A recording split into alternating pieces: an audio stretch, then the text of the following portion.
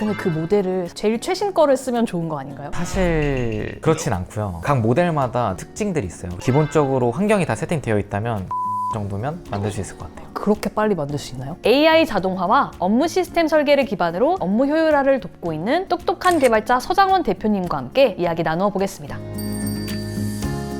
일단 AI 자동화를 도입해서 실제로 효과를 보는 개인이나 기업은 분명히 있을 것 같아요. 반면에 시간이랑 돈만 쓰고 뭔가 효과를 보지 못하는 경우가 있다면 어떤 기준으로 그걸 나눌 수 있을까요? AI를 혹시 안 쓰고 계신 분들이 계시다면 채팅을 쓰는 수준에서만 써도 생산성은 많이 올라갈 거예요. 다만 중요한 건 AI를 쓰는 것과 조직 전체의 일하는 방식을 바꾸는 건 조금 다르다라는 점을 인지를 하면 좋을 것 같고요. AI 자동화 효과가 큰 몇 가지 업무들의 공통점이 있어요. 첫 번째는 반복적인 업무입니다. 매일같이 데이터를 확인하거나 같은 양식으로 보고서를 만들거나 정해진 내용을 반복해서 정리하는 업무가 필요한 경우 AI를 쓰면 조금 효과적일 것 같고요. 두 번째는 보안 민감도가 낮은 업무입니다. AI가 아무래도 데이터를 좀 유출하는 경우가 있다 보니까 보안 민감도가 낮은 업무를 선택하는 게 중요할 것 같고요. 세 번째는 결과물의 기준이 명확한 업무입니다. 저희가 산출물의 기준이 명확하지 않은 업무를 요청했을 경우 데이터가 많이 튈 수가 있어서 이 세 가지 조건을 한번 체크해 보시면 좋을 것 같고요. 다만 이 세 가지 조건에 해당된다고 해서 무조건 성공하는 것은 아닌 것 같아요. 그래서 실제로 자동화 의뢰를 받지만 진행을 권하지 않거나 진행 후에 아쉬움이 남는 케이스도 존재하는 것 같습니다. 방금 말씀해주신 아쉬움이 남는 케이스의 사례가 있으실까요? 실제로 제가 커머스 업체에서 대표님이 사업 전략을 기획하는 업무를 AI로 자동화하고 싶어 하셨어요. 이렇게 사람의 인사이트가 들어가야 되는 그런 노하우에 대한 부분은 자동화하기는 좀 어려운 것 같고요. 다만 사업 전략을 하기 위해서 데이터를 분석하거나 어느 정도 의견이 필요한 경우 그런 것들을 AI 통해서 보완할 수 있는 것 같습니다. 비개발자가 혼자 AI 자동화를 하려고 마음을 먹었다면 가장 먼저 알아야 할 것은 무엇일까요? AI 모델에 대한 이해를 먼저 해야 되는 것 같아요. 요즘에 많이 쓰는 모델만 봐도 챗GPT, 클로드, 제미나이처럼 여러 선택지가 있고 여기서 클로드는 서비스고 오퍼스나 소넷은 모델인데 같은 서비스 안에서도 목적에 따라 성능이나 특징이 다른 모델들이 있습니다. 작업을 할 때 좀 모델을 잘 인식하고 사용하시면 도움이 많이 되는 것 같아요. 근데 그 모델을 제일 최신 거를 쓰면 좋은 거 아닌가요? 사실 그렇진 않고요. 각 모델마다 특징들이 있어요. 내가 하려는 업무가 글쓰기인지 데이터 정리인지 이미지 작업인지 외부 툴 연동인지에 따라서 모델을 고르는 기준이 필요한 것 같습니다. 두 번째로 중요한 게 스킬인데 스킬은 AI에게 주는 업무 가이드라고 봐주시면 좋을 것 같아요. 그래서 사람한테 일을 맡길 때도 신입을 채용하고 나서 두면은 알아서 일하지 않잖아요. AI를 저희가 쓴다라는 건 신입사원을 채용했다라고 생각하시고 엄청 디테일한 업무 가이드를 전달하면 거기에 맞춰서 일을 잘한다. 그래서 그런 것들을 스킬로 만들어서 AI한테 전달할 필요가 있다라고 봐주시면 좋을 것 같습니다. 세 번째는 이제 업무 플로우를 정의하는 건데 결국에는 AI한테 업무 가이드를 전달하는 스킬 기능을 어떤 업무 플로우로 AI한테 전달할 것인가 이걸 설계하는 게 매우 중요해요. 그럼 개인이 워크플로우를 설계한다고 했을 때 좋은 팁들을 알려주시면. 우선 확률적으로 동작하는 영역과 이제 결정적으로 동작하는 영역 두 가지를 나눠서 워크플로우를 설계하고 있어요. 무신사 판매 전략을 기획한다라고 했을 때 저희의 상품의 데이터 순위라든지 리뷰라든지 뭐 이런 데이터들을 가져오는 자체는 결정적으로 동작하는 영역이라고 하고요. 그럼 순위가 전월 대비 이번 달에 얼마나 올랐는지 이런 수치적인 것들은 결정적으로 동작하지만 그걸 바탕으로 추측하는 그 순위가 오른 게 날씨의 영향을 받았다든지 아니면 선호도의 변화가 생겼다든지 트렌드의 변화가 생겼다든지 이런 것들은 확률적인 영역이라고 볼 수 있어서 그런 보고서를 생성하는 역할은 AI한테 맡길 수 있을 것 같습니다. 이미 정해져 있는 어떤 사실을 끌어오는 거는 결정적인 역할인 거고 그 팩트를 가지고 분석을 해서 뭔가 주관적인 의견이 들어가는 건 확률적이다라고 보면 되겠네요.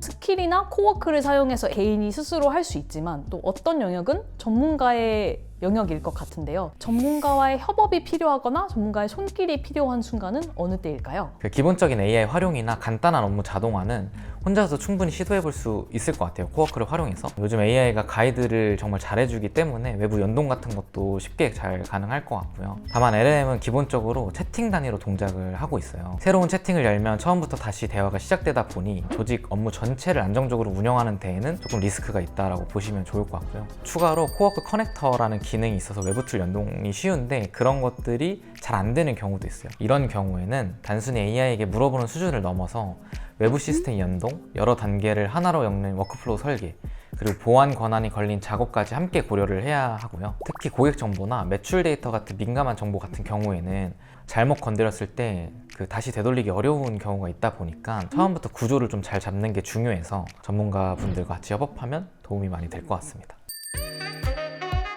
이번에는 조금 더 실제 의뢰 상황에 가까운 예시를 들어보겠습니다. 오늘은 가상의 의뢰인을 한 분 모셔봤습니다. 5명이 운영하는 D2C 이커머스 스타트업 대표님인데요. 문제는 데이터가 전부 흩어져 있어서 직원이 매번 손으로 취합하고 보고서를 만들고 있다는 점입니다. 대표님이 30분 안에 이 회사는 자동화가 되겠다, 아니면 좀 아직 어렵겠다 라고 가르는 신호는 뭐가 있을까요? 네, 우선 이런 커머스 회사 같은 경우에는 자동화를 도입했을 때 임팩트가 매우 큰 회사라고 봐주시면 좋을 것 같고, 다만 처음부터 전부를 자동화한다라고 접근하면 좀 어려울 수 있어서 가장 먼저 봐야 하는 건 어떤 업무를 자동화했을 때 임팩트가 가장 클 것인가인 것 같아요. 매일 반복해서 데이터를 확인하고 엑셀이나 시트에 옮겨 적고 다시 보고서로 정리하는 데 시간을 많이 쓰고 있다면 해당 부분을 자동화하는 데 체감 효과가 클 것 같습니다. 두 번째로 확인해야 하는 거는 데이터 연동 가능 여부인데, 필요한 데이터를 API로 내보내기 기능으로 가져올 수 있는지, 권한상 접근이 가능한지, 데이터 형식이 일정한지를 먼저 확인해 봐야 합니다. 만약 데이터 접근 권한이 없거나 매번 사람이 수기로 내려받아야 한다면 기술적으로 가능해도 실제로 매우 번거로운 상황이 발생할 수 있기 때문에 자동화를 체감하기 좀 어려울 수 있을 것 같아요. 자동화는 결국 사람의 손을 타지 않고 스스로 동작할 수 있는 완전한 자동화여야지만 좀 의미가 있기 때문입니다. 포지션별로 다양한 자동화 니즈가 있었다고 해볼게요.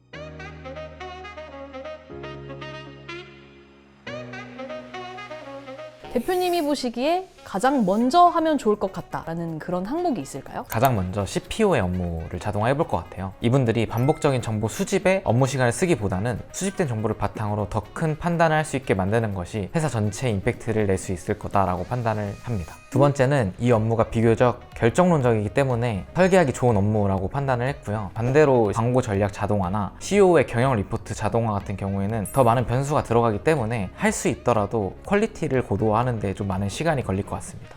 예를 들어 광고 데이터를 보고 전략을 짜려면 광고 성과뿐만 아니라 상품 데이터, 재고, 판매량, 계절성, 프로모션 여부까지 함께 봐야 되는데, 이렇게 변수가 많아질수록 원하는 결과를 안정적으로 만들어내기 어렵다라고 봐주시면 좋을 것 같습니다. MD의 트리거 구조도 마찬가지인데 전환율이나 로아스, 재고 변화에 따라 자동으로 실행되는 구조가 굉장히 유용하다라고 볼 수 있지만, 잘못 설정하면 의도치 않은 액션이 바로 실행될 수 있기 때문에 처음 단계에서는 조심스럽게 접근해야 합니다. 그래서 저는 처음에는 반복성이 높고 데이터 기준이 명확하고 잘못 실행됐을 때 리스크가 적은 업무부터 자동화하는 것을 추천드립니다. 그럼 반대로 이 케이스는 굳이 자동화하지 않겠다라고 하는 것도 있을까요? 저라면 제품을 디자인하거나 브랜드의 큰 마케팅 전략을 세우는 영역은 처음부터 자동화를 하지 않을 것 같아요. 매출에 중요한 영향을 미치는 감각적인 판단이 많이 필요한 경우 AI에게 완전히 맡기는 것보다 사람이 방향성을 좀 잡아주는 게 조금 더 좋은 것 같아요. AI 자동화는 사람이 해야 할 중요한 판단까지 없애는 것은 아니고, 사람이 더 중요한 판단에 집중할 수 있도록 반복적인 작업을 줄여주는 것에 가깝다라고 봐주시면 좋을 것 같습니다. 그럼 대표님이 방금 추천해주신 이 업무를 자동화하기로 했다고 결정을 해볼게요. 그 다음부터는 어떤 프로세스로 AI 자동화가 진행이 될까요? 가장 먼저 해야 할 일은 수집할 데이터의 범위를 정하는 일인데요. 그 다음에는 리포트 양식을 구체적으로 정하는 겁니다. 매일 어떤 항목이 들어가야 하는지, 어떤 기준으로 비교를 해야 하는지, 어떤 추세를 조금 더 강하게 볼 것인지, 이런 것들을 정리해서 문서로 만들고 그걸 AI한테 전달을 해야 오늘의 랭킹만 보는 것이 아니라 변화 추이를 볼 수 있을 겁니다. AI가 필요한 지점은 그 다음부터이고요. DB에서 필요한 데이터를 가져오고 그 데이터를 기반으로 예를 들면 오늘 눈에 띄는 변화가 무엇인지, 신제품 개발에 참고할 만한 패턴이 혹시 보였는지 리포트 문장으로 정리하는 단계에서 AI를 활용할 수 있습니다. 중요한 건 보고서에 들어가는 항목과 판단 기준을 최대한 구체적으로 설계하는 것이고요. 처음부터 거대한 자동화를 만들기보다는 먼저 작은 리포트 자동화를 만들어 보고 실제로 쓸만한지 확인한 뒤에 계속 고도화하는 방향을 추천하고 있습니다.